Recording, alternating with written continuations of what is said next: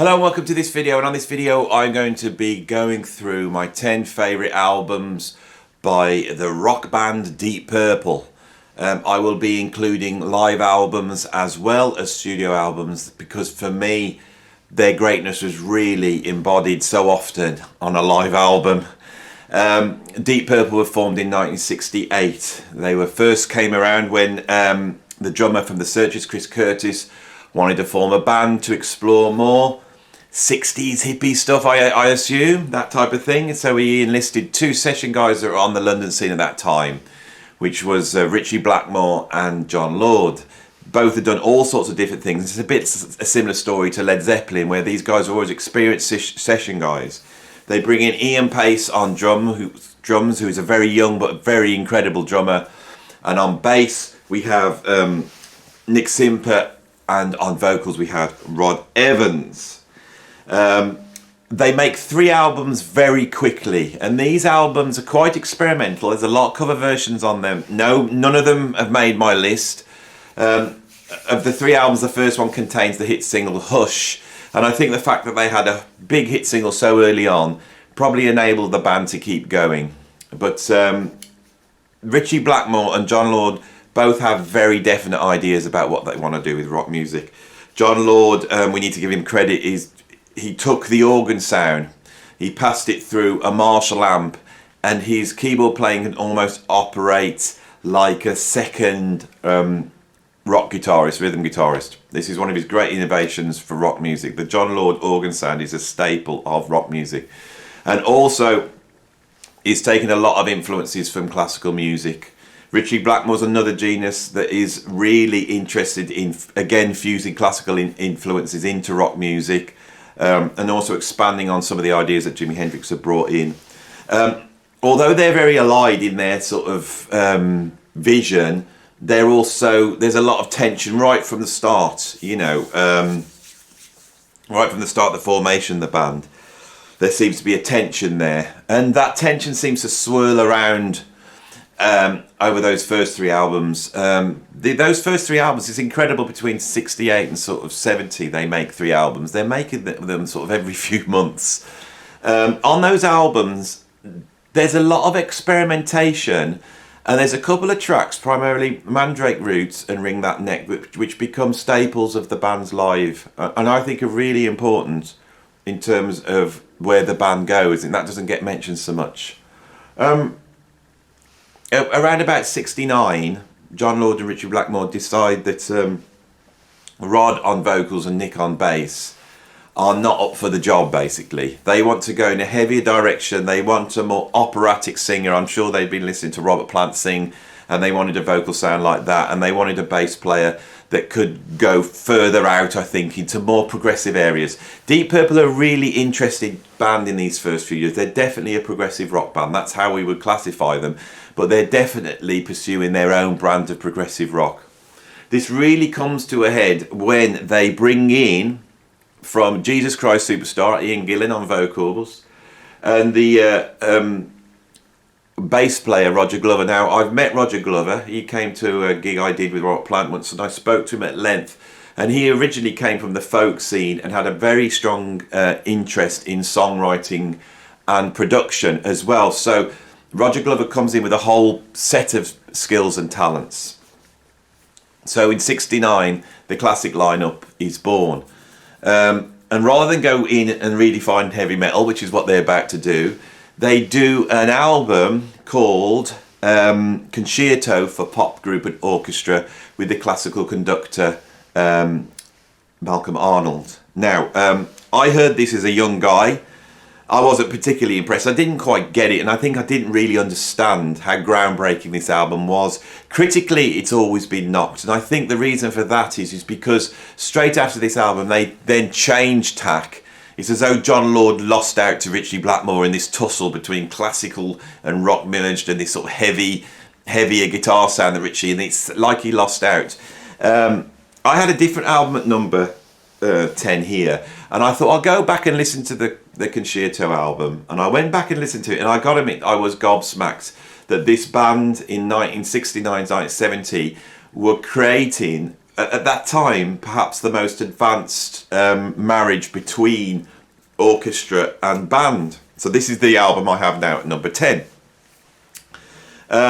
When I read up on it as a young man, it said that, they hadn't really tackled the band playing with the orchestra.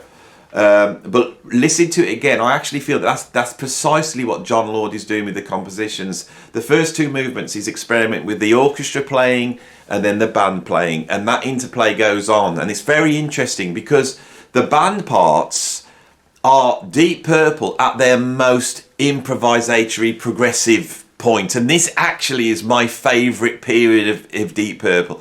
I think, when they first come out, they are so experimental. They still have that progressive live improvisation thing, but suddenly they've got Gillan in the band, they've got Roger Glover in the band, and they are really flying. A lot of the band parts are mad, improvisatory jams. And John Lord with the composition plays with this, and then in the last movement he does bring the band back together. If I have any criticism, I think it's John Lord's classical composing, which is very rooted in a sort of, much older romantic classical, a tradition. And maybe if there was sort of more modernist influences in there, it would have been more interesting. But it's interesting to hear the bombast of a rock band with the bombast of an orchestra playing in that sort of romantic style. Anyway, so this album, I think, needs a reappraisal. I think in terms of progressive rock history, it's an essential album. This is 69 when, King Crimson have only just recorded In the Court of the Crimson King. Prog is just getting underway. And, conceptually and compositionally, this album, in terms of progressive rock, is a real forerunner. It's a very innovative and interesting album. Listen to it again. It's incredible to hear the band just burning. And this is the point about Deep Purple. Live, they're incredible burning band. And that's the thing I love about them. And that, as a musician myself, that's what influenced me more than anything else. I think that will come out as we get deeper into this video. Right. So at number 10, I have Concerto for pop group, if you want to call them that, and orchestra. At number 9, I have Fireball.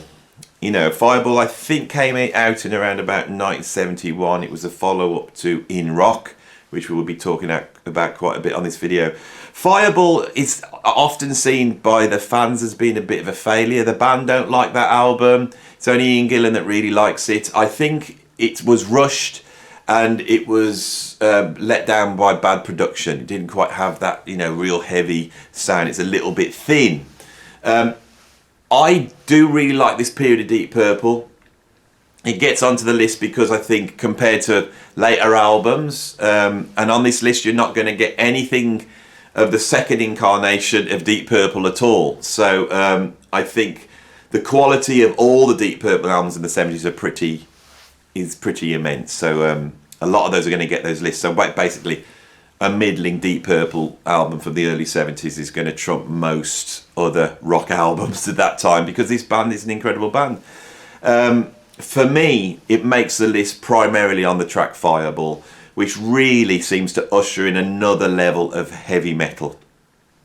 I'm doing a history of heavy metal at the moment. I've done part 1 where I've looked at Black Sabbath. I didn't talk much about Deep Purple, but I think, once Ritchie Blackmore gets his way and they move to this heavy riffing rock, they seem to be continually pushing the boundaries of what rock music is and what heavy metal is. And on Fireball, we have perhaps the first sort of double bass drum, attacking, chugging, riffing, thrash metal track in music history. Of course, Ian Paice, like John Bonham, was fabled for being able to do all that stuff with one foot. But this is a rare instance when I think he went and grabbed Keith Moon's spare bass drum and plugged it in, mic'd it up, and we get this incredible drum introduction on double bass drums by Ian Paice. So this is really the first time I'm ever hearing anybody playing double bass drums in that way, and I think it's accompanied by the sound of a lift shaft, is it? There's this incredible sound. So as a kid, I've got to be honest, the most exciting single moment for me listening to Deep Purple was the first time I heard Fireball. and that drum beat kicked in with that sound, and then the band kicked in. So it has one of the seminal moments for me, and it's an album moment, it's not a live moment. So that's what we got at number 9. Number 8, I have Burn, which is one of my favourite Deep Purple albums. In 73, Gillan leaves, and he's quickly followed by Roger Glover, and he's replaced by Glenn Hughes on bass and vocals, very high vocals, and David Coverdale on vocals. And this band takes a much funkier, soulier, almost like Stevie Wonder approach to rock music. It's a really about turn for a band that before that were really channeling some of the heaviest rock out there at the time. I really do love the second incarnation of the band. Burn's a great album. I think there's 2 studio albums I really love from this band. I think this one is up there with one of the great Deep Purple albums. If you want to check out the second band studio albums, this would be the one to go for, would be Burn, which I've got at number 8. At number 7, number 7, I've got Made in Europe. For me, growing up, I've got to be honest, I wasn't that interested in listening to the studio albums. I'd check them out. They never delivered what the live albums delivered. For me, Deep Purple were a live band. They excelled. And a lot of the stuff that people talked about that Led Zeppelin did live, for me, Deep Purple did far more live. Their improvisation was incredible. Now, when we track through that history, if we listen to the recordings, they're at their most outlandish and experimental around about 1970, and they're using mandrake roots and Ring That Neck as vehicles for very intense, long-form improvisations. This, for me, is the first time I really heard a rock band improvising like a jazz group, and it opened an incredible door for me. And when we track through this, you'll see how that golden period where they're really experimental around about 70, 71 is the golden period for me. As time goes on, those improvisations, I think the same thing happened to Led Zeppelin. Those improvisations they fall into sort of routines, and as we get on, you end up with, Ian Gillan doing it and all that bit, which I slightly find a little bit tiresome. Made in Europe is a later live album. For me, it's not as great as some of the earlier live albums. It's got an incredible sound, and it's not the best live album for me personally that I've heard by the David Coverdale version of Deep Purple, which I think is called the Mark III version by those who really know what they're talking about. And so there's another one on the list, but again, I would say that this trumps anything studio-wise, except for one album that I absolutely love, and we're going to have to talk about that later, but it's an anomaly. Oh my, the Deep Purple catalogue's hard, there's a lot in there. But so, yeah, Made in Europe, fantastic album. Right, so I'm going to move on. At number 6, we come to that anomaly. So at number 6, I have Come Taste the Band. Right, I absolutely love this album, but this is my fusion head that loves this album. It's not my Deep Purple head. I'm a huge fan of Tommy Bolin. Anything with Tommy Bolin on, I'm a fan of. So to have Tommy Bolin with Deep Purple on this album, which is more funky jazz fusion rock than it is heavy rock, this album is like an anomaly. I think a lot of Deep Purple fans will be unhappy that I've put it above albums like Burn and Fireball. But for me, I think this is, if I just check, it is my second favourite studio album by Deep Purple. If I could just have 2, it would be this and another one. I've actually ranked a studio album above this, but it's just because of influence and importance. But in terms of enjoyment, I just find it really funky, right? We'll talk about the funk and Deep Purple later on. My favourite track on this album is Getting Tighter, which is probably the most funkiest track on there, and there's a funk breakdown that sounds like Stevie Wonder halfway through. I can understand why all the heavy rock fans did like it, and also Tommy Bolin's guitar playing is just brilliant. It's one of the great places to go and check Tommy out. Of course, Tommy Bolin came in replacing Richie Blackmore, a much funkier, jazzier guitarist. But by the time he was in Deep Purple's, his drug problems were really causing a problem, and there isn't really that much. There is a live album which is pretty poor, but there's not that much that really documents, you know, Tommy's time in there. And of course, by '76, he had died of a drug overdose. So the best place to listen to Tommy in Deep Purple is on Come Taste the Band. Absolutely brilliant album. Right, let's move on to number 5. At number 5, I have Machine Head. Now, Machine Head is the, what would it be? That's like the 6th album by them. And it's when they're in their absolute stride. And for many people, this is the album that contains all the classic tracks by Deep Purple, including their anthem, Smoke on the Water. Right, and that's why I've included it on here. I think anybody building a collection has to have the studio versions of these tracks. Of course, these versions for me are not the definitive versions. They're the live versions. When I heard Machine Head as a younger man, I felt that I was a little bit let down by the studio versions. It's a well-produced album. It's a classic album. It needs to be in the, you know, top 20 classic rock albums of all time, without a doubt. It really cements Deep Purple as being one of the greatest heavy rock bands of all time. But for me, many of the tracks on here and their classic tracks, you have to hear them live. And I'm thinking of a track like Lazy that has to be heard live to really understand how great that track is. And we'll get on to that in a bit. Right, so at number 4, I have my favourite album by the Mark III, the Coverdale version, and this is going to be very contentious.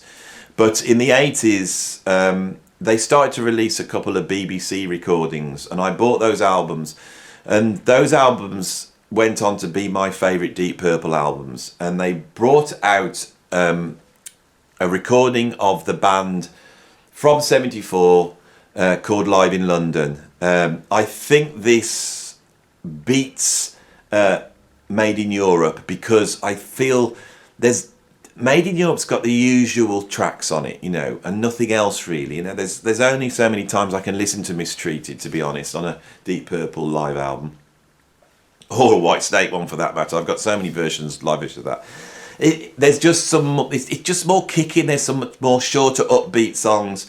The recording's impeccable. The band's on fire, because it being a BBC recording, you feel like they don't feel like they're being listened to. You know, they're not aware of the recording. And all the live albums that we're going to cover, that's the case. When Deep Purple are caught when nobody's looking, they're the best rock band that ever existed live. That's the bottom line. It's a beautiful recording, and for me, the drum solo on the Mule and You'll Fool No One, all that drumming at the end of the album was, for me, the defining Ian Pace moment. That was where I just worshipped this rock drummer. And I think Ian Pace often gets, you know, he doesn't get the accolades he should have. He gets the accolades, but I don't feel he quite gets mentioned in the same breath as, say, a John Bonham. Technically, he's incredible. I don't want to say he's better than John Bonham, but technically he's absolutely incredible. All the stuff that we associate with John Bonham, like the really fast bass drum work and the triplets around the kit, Ian Pace is an absolute master of. If you want to check him out, that's just technically incredible.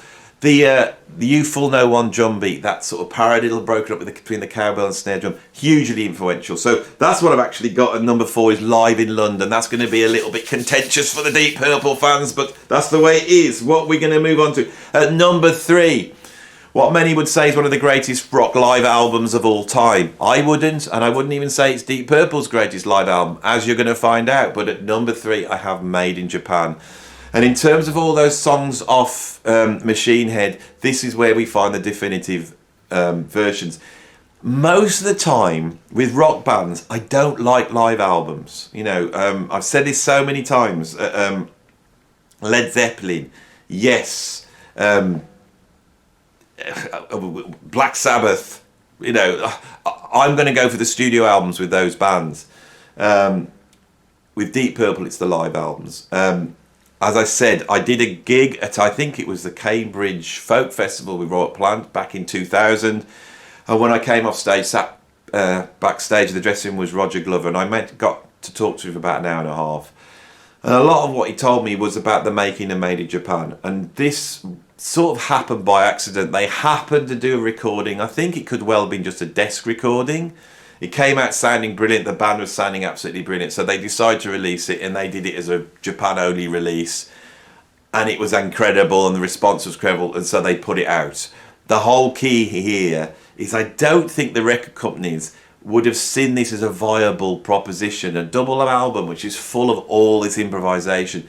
But I think it's made in Japan more than anything else that cements the reputation of Deep Purple. And I think the recording of Smoke on the Water off that album is the definitive Smoke on the Water. And Smoke on the Water, of course, is in the top 5, most famous classic rock songs of all time. It's an incredible album. Like I said, for me, their most outlandish improvisatory early on. By the time we get to Made in Japan, I feel that some of these improvisations have sort of been locked down into sort of showboating routines. And I think the album that I've got at number 2 surpasses Made in Japan. And I know this is going to be really contentious, but this is what you came for, and I really thought, shall I put Made in Japan as at number 2? But I can't, because back in my very early beginnings as a musician and a drummer and a music fan, probably around about 1980-81, when I was listening to Iron Maiden and Angel Witch and Diamond Head, my mum actually went out to there used to be a shop near where I live called Macro, and she could get cheap albums. So when she went shopping for food there, I'd always say, "Can you buy me an album, Mom?" And she would, and I'd give a list of bands that I hadn't got anything by, and I'd heard of this band Deep Purple, and I said, "Mom, if you find a Deep Purple album," and there was a Deep Purple album there, and it was a Deep Purple album called In Concert. And this album again was BBC recordings that gathered recordings from the 1970s, from 1970, which is when Ian Gillan and Roger Glover just joined, and they're really jamming on these songs like Wring That Neck and Mandrake Root. And then there was a recording from 1973 where by that time it was Space Trucking that had become the big jamming track. I was a metaler. My dad was a jazz fan. I was aware that my dad was looking down his nose a little bit at the bands I was listening to. So my mum buys me this Deep Purple double live album, and I can remember I put it on my bedroom, and I couldn't believe what I was hearing.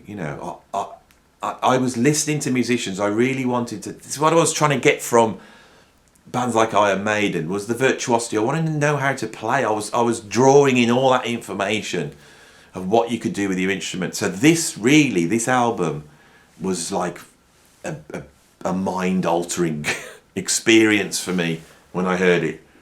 It changed everything, and it made me see the potential of rock music. Right, the potential to rock music to be expanded far more further than I thought it would be, and that has become my definition of what progressive rock is. I listened to this album. Years later when I got Made in Japan, it didn't equal this, and the reason for that was that there's 1973 recordings on this album, but they're aware no one's listening. It's like they are taking it further out basically than they do on Made in Japan. It's got a lovely structure that sort of side 1 from the 1970 concert is sort of songs. I think we get a very early version of Speaking, and then you flip it over and there's a whole ton of improvisation on side 2. And then you put side 3 on, and there's a whole number of songs, mainly from the Machine Head era. And there's an incredible version of Lazy on there, which is just absolutely incredible. And then you flip it over and there's Space Trucking, and that's incredible improvisation. And I think they finish it off with a version of Lucille, which shocked me because there they were playing Lucille, all the way through. And all the way through that, Ian Pace is just bopping on that bass drum, which I just couldn't believe anyone could humanly do that. This is the album for me. This is the album. Deep Purple, it's the first album I heard. It had such an impression. After that, all the albums, except for the one at number 1, didn't live up to Deep Purple in concert. If you haven't heard it, go and check it out. Since then, there's been a wealth of live recordings been released by Deep Purple. I haven't included those because I haven't heard them. I've really dealt with the albums that sort of came out at the time, and then we got a couple of albums that came out in the early 1980s, which is this one and Deep Purple live in London. So I've explained my position. For me, it's all about the live albums, and for me, it's all about these two BBC recordings that were released as I was coming up. As I have stated elsewhere, the music we love is a combination of incredible music, but incredible music that we hear at the right time in our voyage as a listener. Right? You have to hear the right music at the right time, and if that happens, it stays with you forever.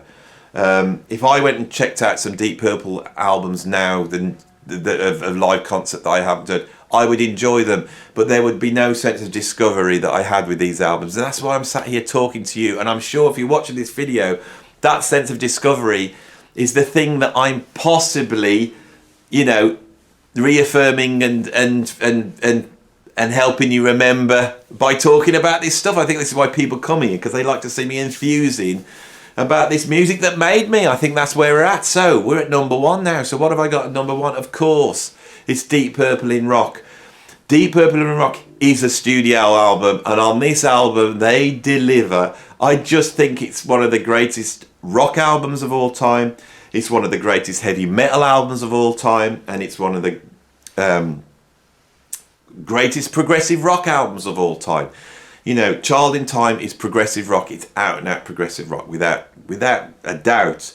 Speed King, Hard Loving Man, we hear that accelerated rock music, which is really coming out of tracks by Led Zeppelin, like Communication Breakdown, and you've got, in 70, you've got these sort of watershed albums, which I've been discussing recently on a number of videos, probably, very, very heavy, very humble, by Uriah Heep, Paranoid, by Black Sabbath, and Deep Purple in Rock, all coming out in 1970. And what Deep Purple are doing here is they're dealing with accelerated riffs, screaming vocals, screaming guitars. But there's so much more on this album. My favourite Deep Purple tune is Bloodsucker. And they sound light years ahead of any other rock band when they do that. Incredible. Almost seeing the seeds of progressive metal and bands like Van Halen, that's all there in that track. But Fly to the Rat, which opens up side 2, oh my god. And there's 2 drops in that where they go into the funkiest funk of all time.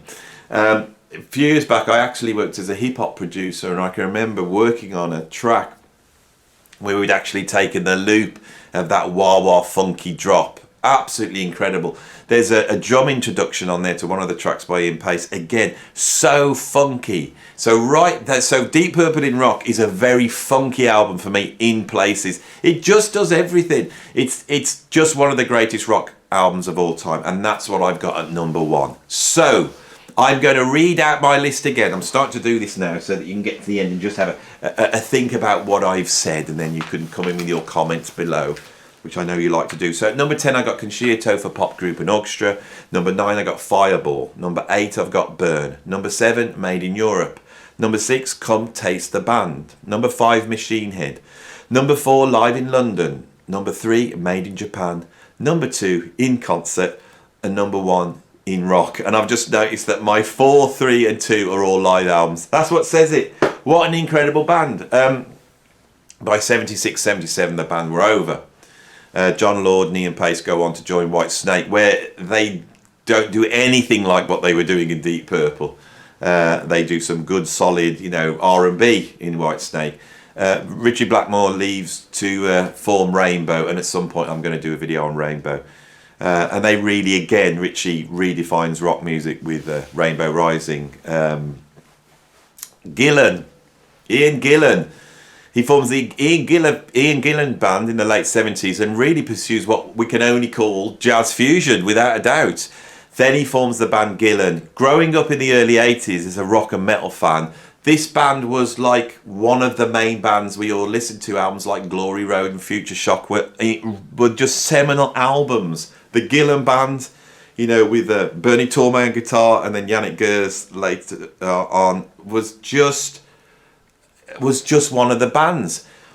It saddens me that the band Gillan does not get talked about in the same way as other bands do, like Iron Maiden at that time, or Diamond Head, or Def Leppard, you know.